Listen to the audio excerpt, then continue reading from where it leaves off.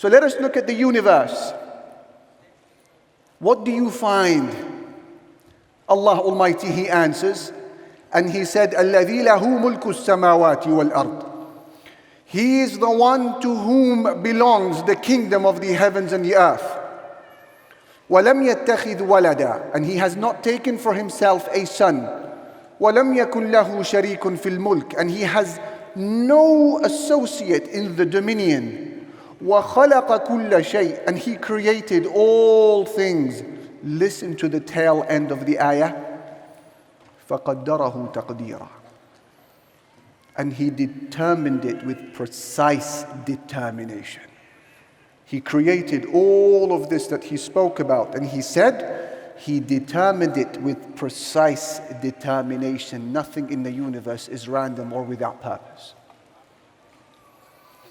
Take a look into the planets.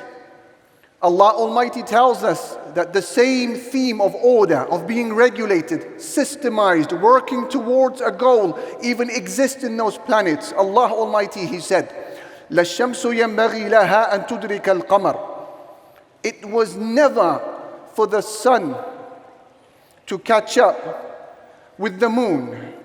وَلَا اللَّيْلُ سَابِقُ النَّهَارِ. And nor would the night ever outstrip the day.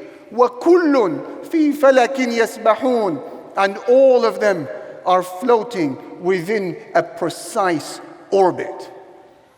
Order, regulation, systematic movement, and working towards a goal. In fact, this theme exists in all of creation. Allah Almighty said, وَكُلُّ شَيْءٍ عِنْدَهُ بِمِقْدَارٍ. Everything with Him is according to due measure.